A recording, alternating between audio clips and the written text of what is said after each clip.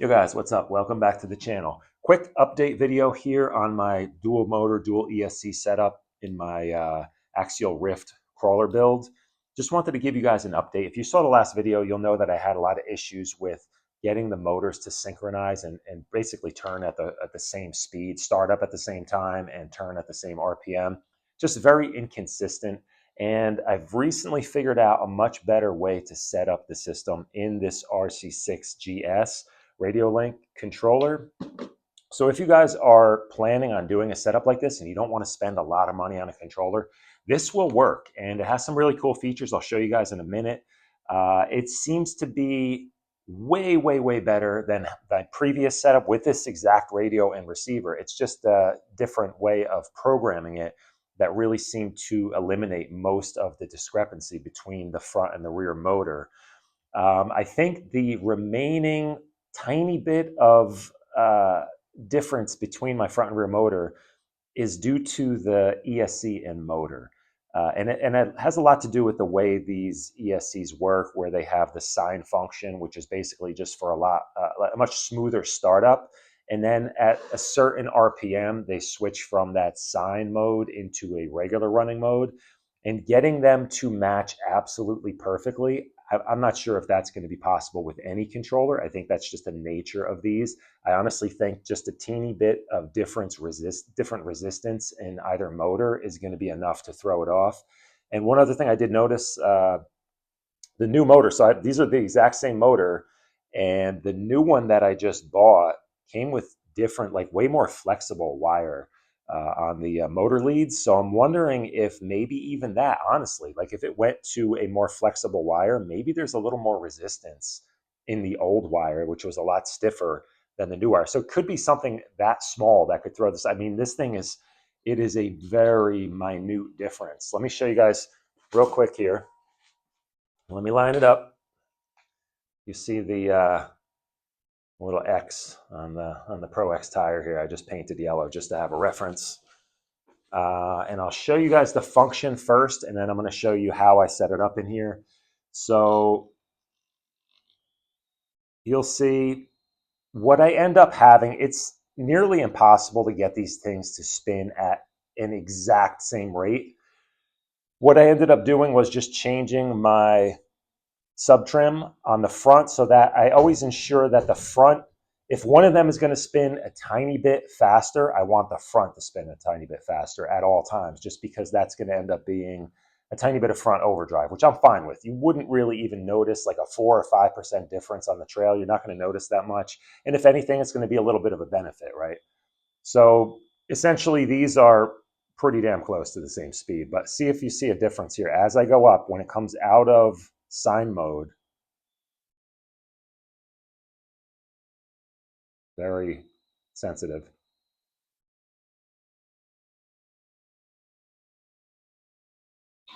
Oh, you see there's a little surge.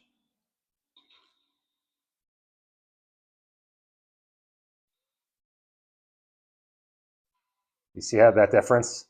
Right now, front is out of sine mode, then rear jumps out. They're very close, but I do end up with a little bit more overdrive to the front. Now here's the cool feature if you missed the last video. So what I have set up on this controller is front dig, rear dig, just on a 3-position switch. Super easy. On the other 3-position switch, you can set whatever overdrive you want. So I have a low overdrive here, no overdrive, aside from what's just inherent to this, and then a high overdrive. And those numbers are kind of arbitrary. You can program them to anything you want. Another real cool feature, I'll show you this up closer in a second, but what I realized, this little trim clicker here for the auxiliary channel, because my front is run on the auxiliary channel, I can essentially dial in. I'll try to hold the throttle steady here.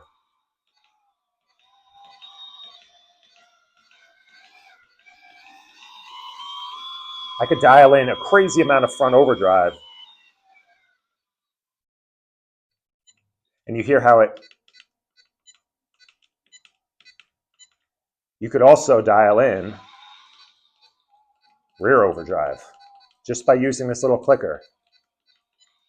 and it beeps differently when it gets back to center. So that's a super cool feature. That is what I wanted ultimately, because I think it's really cool. While you're steering, while you're driving here, even on the throttle, you can adjust your front and rear overdrive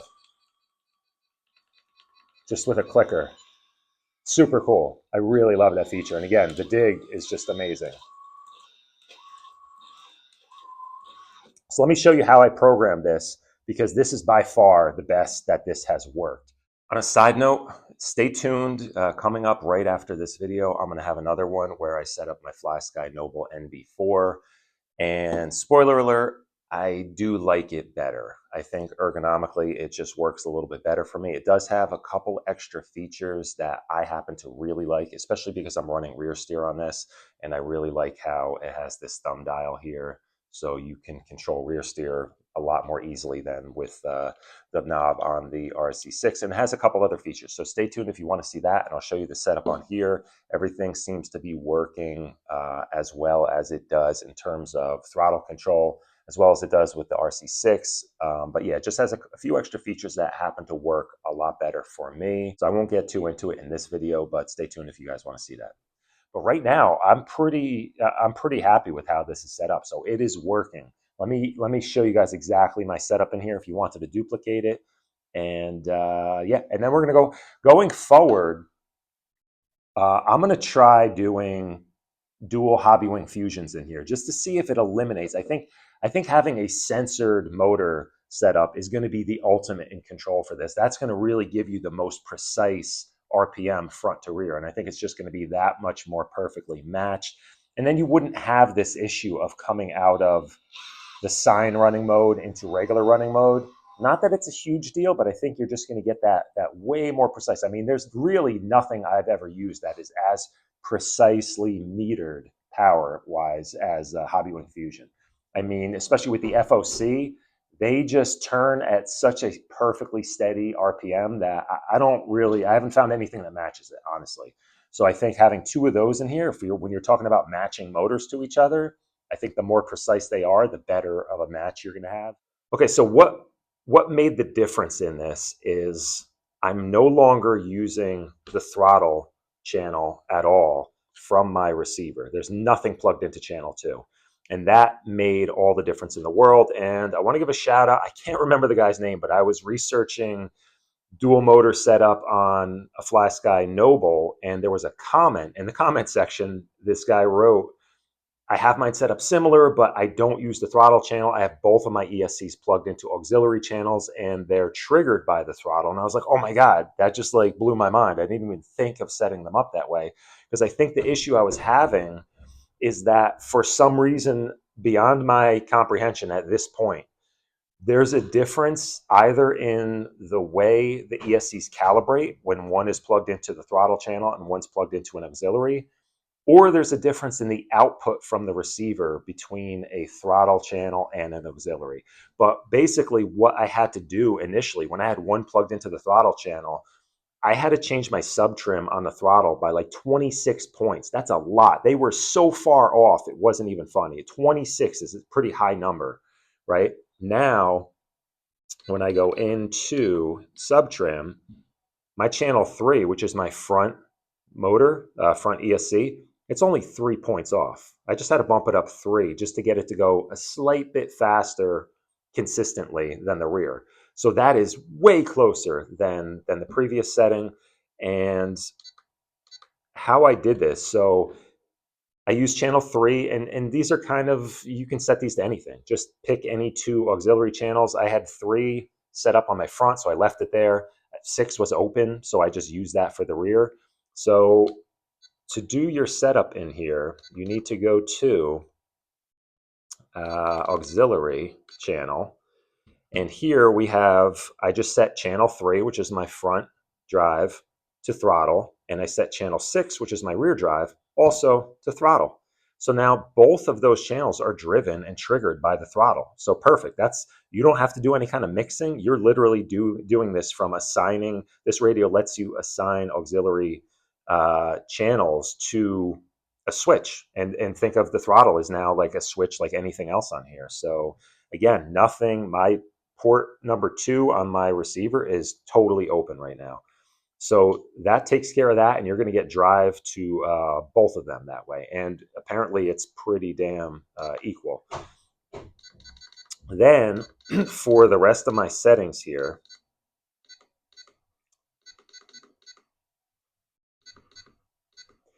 as far as reverse goes, I would try to keep both my channel 3 is normal, channel 6 is normal, just because I think it's going to eliminate any kind of oddity in terms of setting this up. If you have one that's rotating the wrong direction, you can go into your ESC settings and change that, or you can just swap any two wires on your motor leads around, and you'll get the correct rotation there. So that's pretty important, I believe, to keep everything even Steven. Then here's where we get into dual rate. So this is for my front and rear dig, right? So I have switch B here. You could use either one of these. Maybe you could use the VR number, but you kind of want a 3-position switch on here. I think it makes the most sense to me. So I have switch B, which is this rear 3-way switch, and I have in the up position. So when you switch this to up, you'll see my throttle drops to 0. And in the down position, you see my channel 3 drops to 0. So all that's doing, it's just taking your dual rate, which is giving you 100% from one and 100% to the other, and you drop it down to 0. Now, what you could even do with this, and this is what's great about this setup with everything being electronic, with your dig feature here, if you don't want it to be fully locked, if you just want to have a little tiny bit of wheel rotation, which could actually help because a skidding wheel gets less traction than a rolling wheel, right? So sometimes dig actually works better if your wheel is turning a slight bit because it's not going to skid as easily. So you can play around with that. It doesn't have to be 0. You can set this down to like 1 or 2 and your dig will still work, but it's just going to really drop that wheel speed down to whatever number you have set there. So that's a cool feature. So that right there is my dig feature. And then to get your, if you want, this can now just be your primary control for your front overdrive, or it would kind of be a rear underdrive, but it's going to function the same way. You could underdrive either side just by using your trim knob here for your trim clicker here for your auxiliary channel. But let me show you how I set up this really kind of like but let me show you how I set up this 3-position switch as just like a quick shortcut. That's a little more involved, but it was pretty easy. If you go into your premix, your channel mixing here. So for mix 1, I have position switch is up, so forward. That was just me hitting this. So position up, forward, SWC is this forward switch here. So SWC turns it on when it's up, and I have my forward set to -20. The master is the throttle, and the slave is channel 3, right? Because that's my front motor is driven by channel 3. So now this is going to be your overdrive amount. So this is what I consider my high overdrive. I push forward for high overdrive. I could set this to whatever. 20. I didn't really count and see what percentage of overdrive that's going to end up being, but it's pretty damn high. But I could go in here and fine tune this to anything I want. Again, this is just a shortcut. You can really kind of cycle through a lot smaller increments with your trim switch here. And then if we go back to, it's the same thing. It's still on SWC, but the down position is now on, and the brake is set to 5. So that's just like it's doing the opposite of what the forward would do. So the brake, so it's dropping it down to 5. That's my low position. If I set them both to 20, they would be equal. So I just have my low overdrive is 5, my high overdrive is 20, and you could set them to anything you want.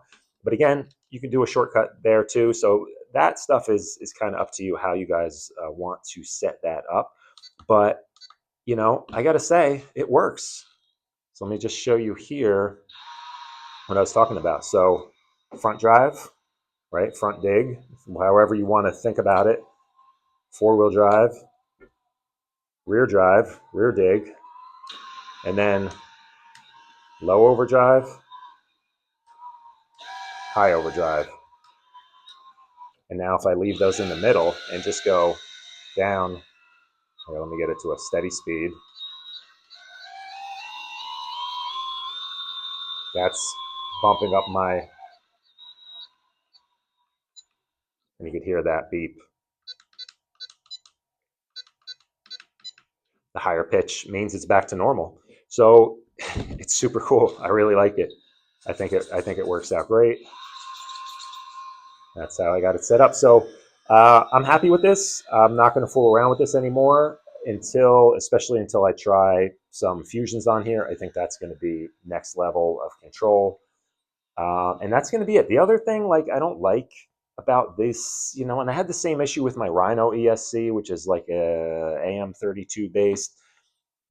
With that sine mode, where it really just gives you much better, like, startup control of the motors, you do get a lot of heat buildup, especially if you're running it here with like no load on the wheels, or if you're doing bench testing, you'll feel like the wires get hot, the ESC gets kind of hot, the motors get hot. It's kind of just trying to hold it at a steady state because it doesn't quite know which way it's going yet, because it's not censored. That's the benefit of a censored motor. It knows immediately the direction it's going, and it just gives you such more precise control. So that's I'm going to try that next, but for now, I think this is cool. I do want to go in here and change the BEC setting on here. It is a little involved. You have to actually solder these little like bridge connectors in here just to change it, but it can do up to 12 volts output, which is cool. So I think I'm going to set it to 8.2 because that's what my servos can handle, and then I can eliminate my external BEC, so it'll just really neaten up the wiring in here.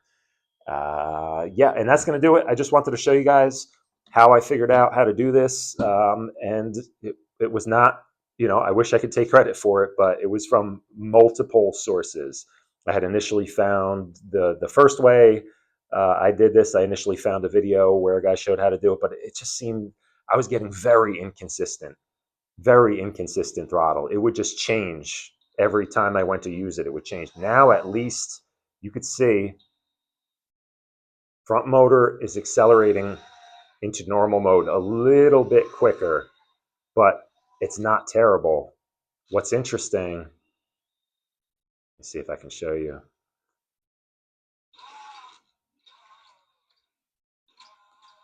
It's hard to see, but when I go into reverse, and this is the odd thing, I don't know why. In forward, the front motor comes out of sine and spins up a fraction of a second quicker. In reverse, the rear motor does that. So for whatever reason, but that's actually a good thing, because then when you're reversing, you almost have a tiny bit of overdrive in reverse, which is kind of what you want. So this might actually be ideal, but I need to get out and run it. I did a few other corrections to this thing. I have my other wheels and tires I'm going to put back on it. I added a bunch of weight to the front axle, so that's going to help out big time. So yeah, guys, stay tuned. You're going to see this thing in action soon. And if I find a better setup, if the Noble actually works and is even more precise, I'll show you guys how I have that thing set up. And then stay tuned again for, you could already feel the heat in these just from that little bit of running. And then stay tuned for some dual fusion action in here. I think that's going to be sick. I definitely have the room for it. I'm going to have to trim the battery tray, but I'll install them, make sure they work first, see if it's better, and go from there. That's going to do it, guys. Later.